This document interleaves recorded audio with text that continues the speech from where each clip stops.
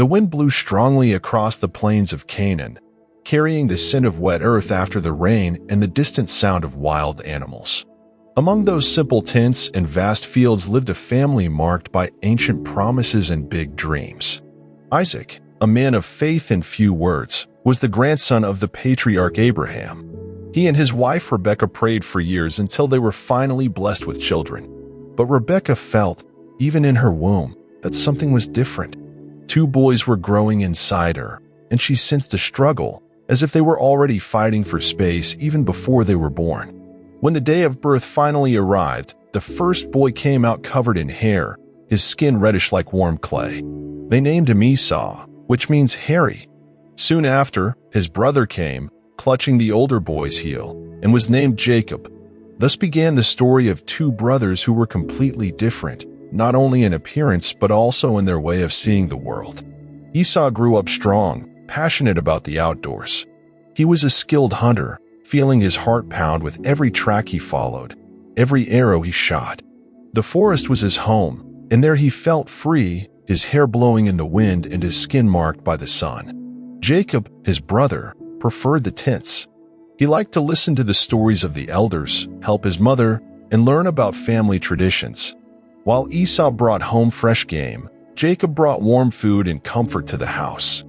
Isaac, their father, always had a special gleam in his eyes when he saw Esau coming home from the field with his hunt hanging over his shoulders. The smell of Isaac's favorite food was made by the hands of his son who loved to travel the world. Rebekah saw herself in Jacob, loving the calm and intelligent manner of her son who knew how to listen. But beneath that routine, the tension was growing. They were brothers, but also rivals, still carrying, even without knowing it, the echo of that struggle that began before they were born. One afternoon, the heat was so intense that the ground seemed to boil. Esau returned from the field, his body covered in sweat, his face tired from the fruitless hunt. His stomach growled loudly, and each step seemed harder than the last. When he entered the tent, he smelled a thick lentil stew prepared by Jacob. The aroma was irresistible. Esau hardly thought twice, begging Jacob for a plate of food. But Jacob, with a determined look, made an unexpected proposal. He would trade the hearty stew, that simple dish of lentils, for Esau's birthright, the right to be the heir to God's promise and all the blessings of the family. In the midst of hunger and exhaustion, Esau did not hesitate. He swore there, in front of his brother, giving up something of eternal value for a passing need. He ate quickly, satisfied his hunger, and left, unaware that that moment would change his life forever. Esau's choice makes us think of so many situations in which we exchange what is most important for simple immediate gratification. But the story does not end there, and Esau's destiny is about to face a new challenge, something that will require courage from the hunter like never before. Time passed, and the consequences of Esau's choice began to take shape as deep scars on his path. The days followed their routine, but in the heart of the family, there was something different, a silent weight that no one dared to name. Esau continued to be the fearless hunter, roaming the woods, crossing rivers, facing wild beasts with the courage that only those who love freedom know. But inside, a restlessness grew, a feeling of loss that he could not explain. Whenever he returned from the fields, he would see Jacob with Rebekah, busy with their household chores, exchanging glances and secrets. His brother seemed to have a different serenity, as if he already knew that his destiny was being changed by something invisible. Isaac, now older, felt the weight of the years. His eyesight was failing, his steps were slower, and he knew that the time had come to give the blessing of the firstborn, the long-awaited blessing that meant not only inheritance, but the continuation of God's promise to Abraham. Isaac wanted Esau to receive this blessing. He called his son and asked him to go out into the field to hunt his favorite game and prepare a special meal, so that he could bless him before the light of his eyes went out. Esau did not hesitate. He took his bow and arrows, feeling the old pride swell in his chest. But while he was in the field, Rebekah, who had overheard the conversation, acted quickly.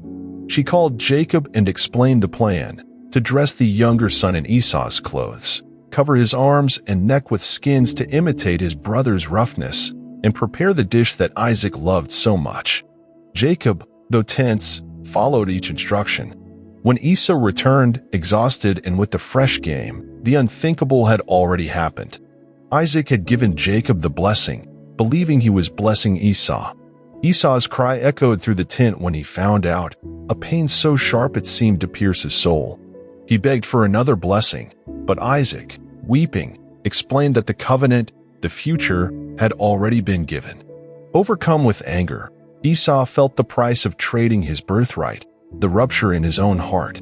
Hatred and sadness mingled in his red eyes, and there, the free hunter found himself empty, groundless, trapped by his own choices. In the silence of that night, Esau wept as he had never wept before, feeling the weight of a world that had changed forever. But also, amid the pain, a lesson began to emerge, the beginning of a transformation that only great losses can bring. And the story of the man who lost everything was just beginning.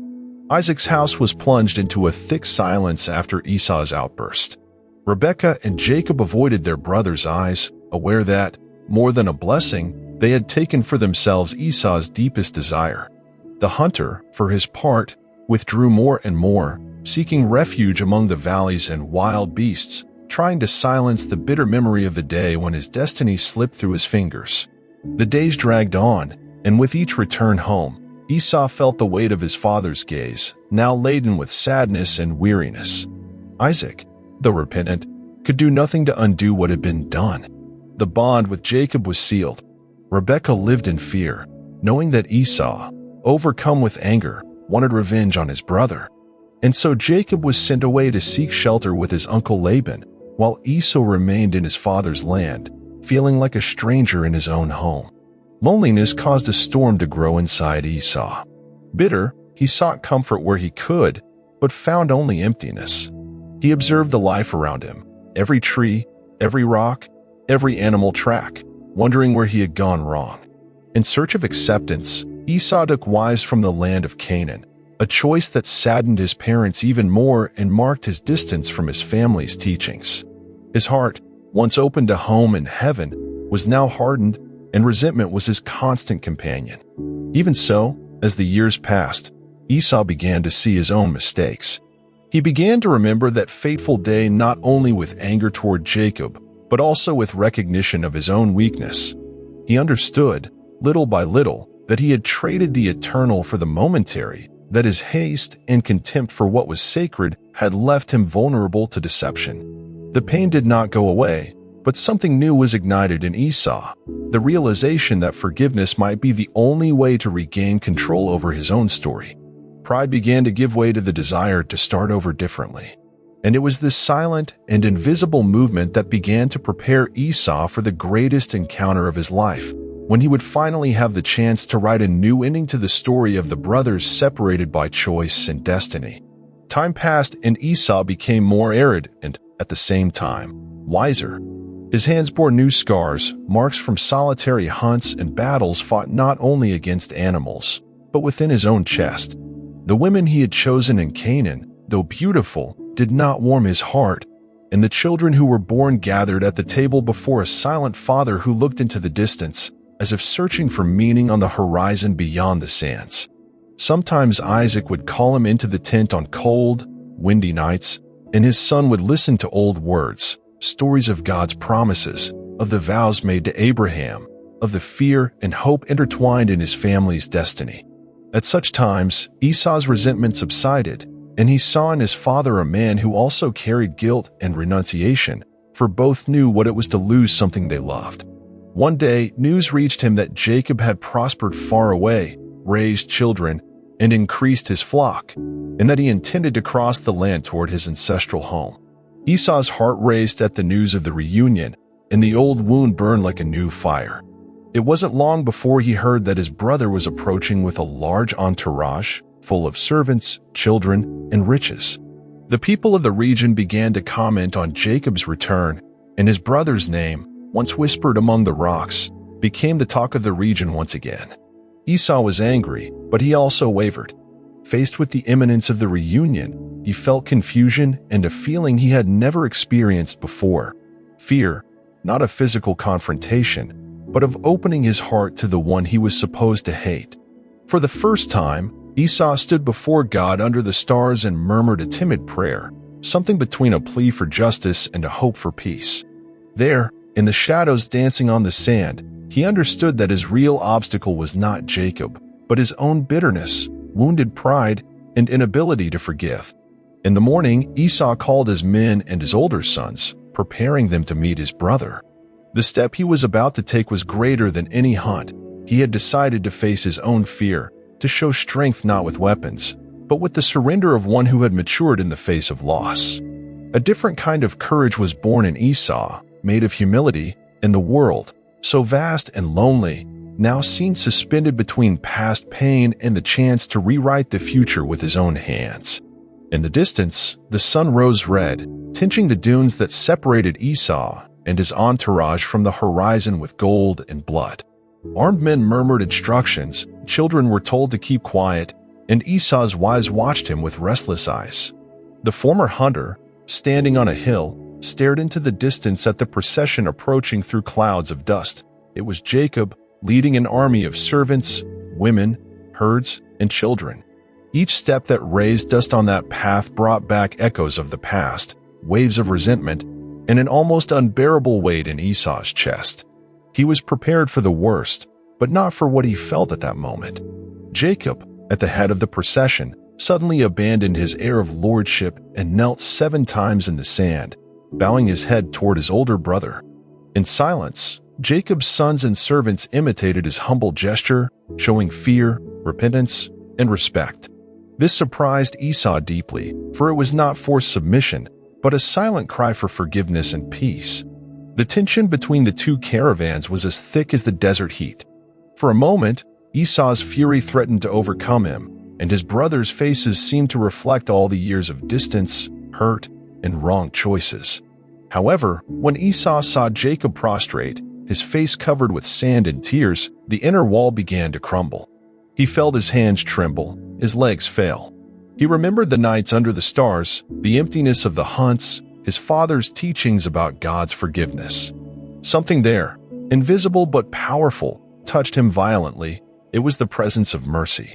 Without thinking, Esau ran to meet his brother, pushing away servants, dropping weapons and defenses along the way.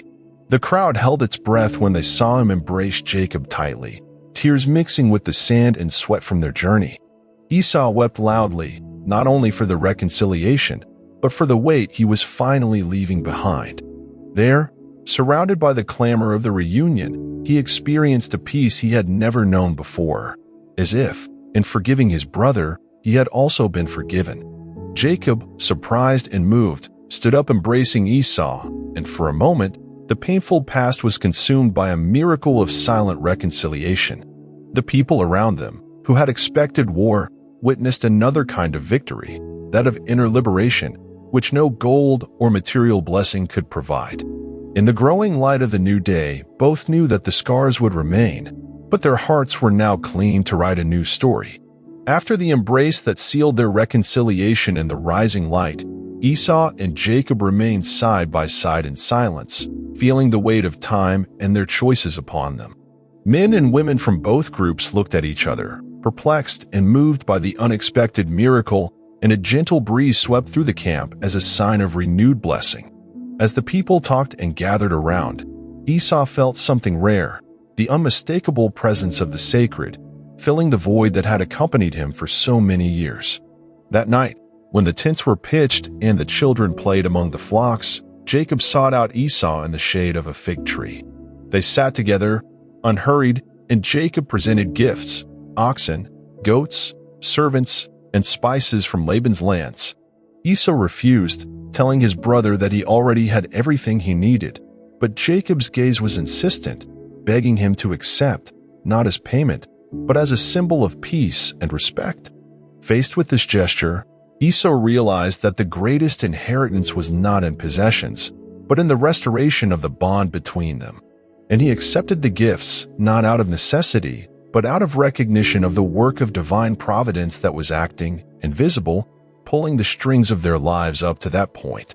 In the darkness dotted with stars, Esau separated himself from his brother and sought silence among the distant rocks. There, he knelt down and raised his eyes to the deep, obtuse sky.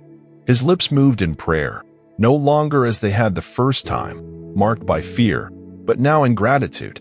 He finally recognized that he had been shaped by something greater than his pain and resentment, that a silent purpose had led his steps from the hunting ground to the embrace of reconciliation. He remembered his father's words and the ancestral promises, and understood that even though he had presented his own flaws to the world, he was included in the divine plan, and God was able to turn loss into blessing. The next day, Esau woke up before sunrise. He took a deep breath of fresh air and felt renewed, almost like a different man. He took his eldest son's hand, and together they visited Jacob, who was preparing his servants to continue their journey. Before everyone, Esau declared loudly that from that moment on there would be no more division between the brothers, that they would protect each other, for God had visited his home and shown him the way to reconciliation. The people applauded, and the children danced among the tents, oblivious to the weight of the old disputes. Under the silent watch of the sky, Esau understood that faith was not just waiting for miracles, but recognizing God's hand in difficult choices and surrendering to the possibility of starting over. Thus, an ancient cycle ended and a new era began, where, finally, his heart found rest amid the vastness of Canaan. The sun rose slowly over the plains of Canaan, spreading golden light over the united tents of Esau and Jacob. The silence that dominated the dawn contrasted with the ancient turmoil of Esau's spirit. He walked along the dry slopes, feeling under his feet the land that had once been his alone, remembering when he roamed those fields in search of sustenance, but carrying a greater hunger, that of meaning and belonging.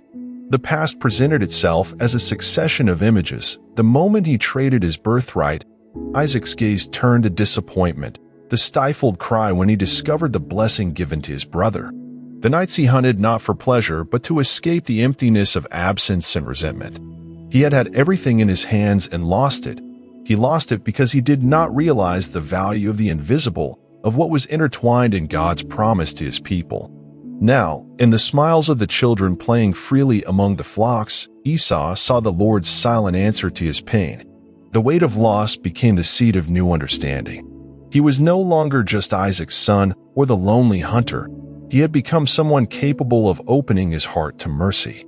Each step toward his brother's camp was a step inward. The servants looked at him with respect. The wives felt safe in his shadow. For the first time, Esau saw Jacob no longer as a rival, but as a companion on a journey imposed by the Most High. The resentment that burned like embers fell asleep, and in its place a certainty took hold. Everything he had experienced, the hunger, the loss, the envy, was the path preparing him for something greater than he could have imagined in the past. At that moment, the sound of the flocks and voices in the distance turned into a sacred melody, like a divine response, and Esau felt the world expand before his eyes, understanding the greater cycle that moved him. The ancient promise made to Abraham, passed down as a legacy, pulsed alive and real in his blood. He recognized that he was part of the plan, not just a shadow on the margins of history. In communion with everything around him, he raised his head to the sky, where clouds were dispelling the last darkness of the night, and prayed in silence, not begging, but giving thanks. In that moment of intense clarity, Esau understood that his journey had not been a punishment, but a call to mature, to break through the limits of pride, and to discover in his own heart the power of a silent and true blessing. As the days grew longer and the tents returned to tranquility, Esau felt that something fundamental had changed within him.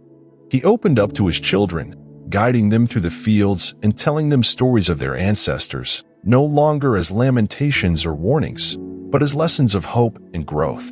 His once hardened heart found peace in small routines, baking bread alongside his wives, tending to the flocks at daybreak, the simple gesture of sharing fresh water with a tired servant. Forgiveness, once so distant, now filled his days like an old friend, strengthening bonds that seemed irreparable. Esau became sought after not only by his own people, but also by strangers from neighboring tribes. He listened to them attentively, sharing his mature strength and his experience of overcoming adversity. Constantly remembering his own missteps, Esau showed that the deepest wounds could, with faith and time, heal and become marks of wisdom. Jacob himself was different.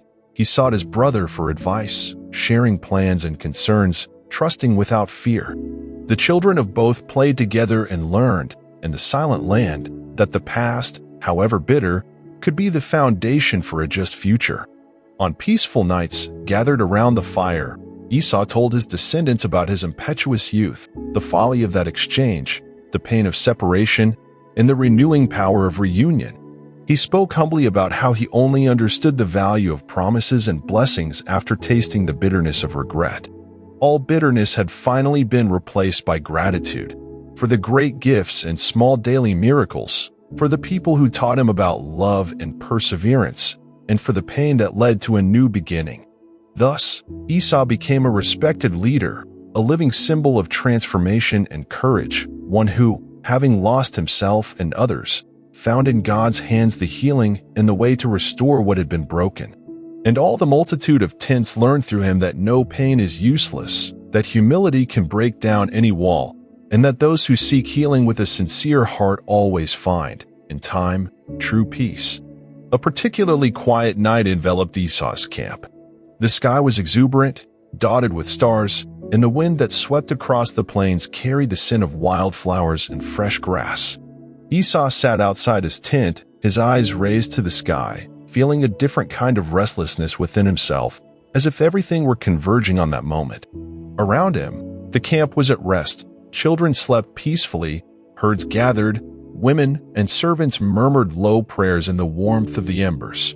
Suddenly, a small crowd began to gather in front of Esau's tent, attracted by a light that seemed to rise from the ground itself, a soft, golden glow that gently illuminated everyone present. Among his sons and daughters, strangers and relatives, Jacob stood beside his brother, looking with amazement and respect at this sign of divine presence. Esau immediately felt a deep warmth fill his chest, surpassing anything he had ever known before. An overwhelming emotion swept through his soul. He realized with unshakable clarity that his entire journey, marked by loss, encounters, and forgiveness, had brought him closer to the sacred than ever before. His eyes filled with tears, not of remorse, but of joy, for he finally felt fully loved and accepted. From the sky, a gentle breeze descended upon his head, like an anointing, and everyone around him fell silent, overcome by the mystery and beauty of that miracle. Esau stood up and opened his arms to the sky. A voice, sweeter than any human sound, seemed to be blown by the wind, piercing the hearts of those who listened. Blessing rests upon the righteous of heart, and the promise is fulfilled among those who forgive and forgive themselves. Upon hearing these words, Esau felt certain that divine favor was not limited to his birthright or his past, but encompassed his entire being and his descendants, because he had chosen the path of repentance, reconciliation, and truth. The families, moved, joined together in a collective embrace, and amid tears and smiles, they savored together the peace of those who feel the impossible become real before their eyes. In the center of the camp, the children of Esau and Jacob danced around the fire, celebrating together life, their new union, and the faithfulness of the God of their fathers. The brightness of that night was etched in everyone's memory. No cries of resentment, no shadow of bitterness. Only the deep certainty that, on that night, the promise made generations ago had been fulfilled through human hands that chose forgiveness and humility.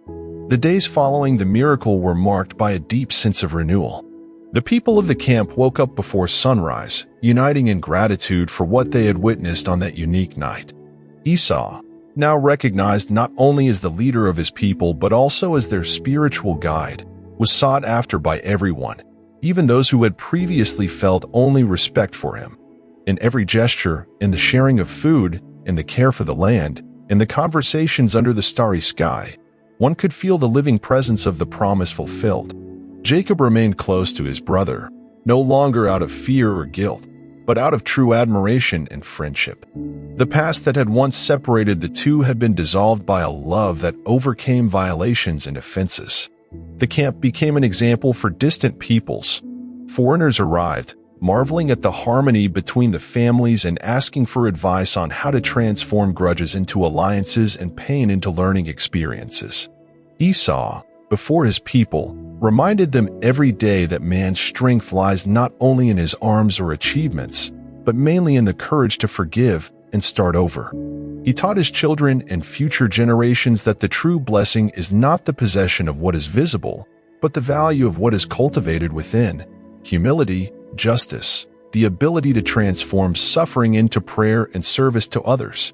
He repeated, "The path of man is full of choices, some right, some bitter, but no mistake is greater than the power of forgiveness and faith." Happy are those who understand this before their last hours. The boys and girls grew up observing this transformation and carried that example with them, becoming multipliers of hope wherever they went. The peace that was born there broke down barriers, making Esau a symbol that it is possible for anyone willing to cross the valley of pain through humility to redesign their own destiny. Thus concludes Esau's journey, from impetuous firstborn to restored man, from rival to reconciled brother, from internal exile to source of life for many. His story has left an eternal lesson. More important than achievements is the ability to transform losses into bridges to grace, and to choose, every day, the forgiveness that liberates and the faith that renews. If this story touched you, leave a like, tell us what you thought of Esau's journey in the comments, and subscribe to the channel to follow more stories full of lessons and hope like this one.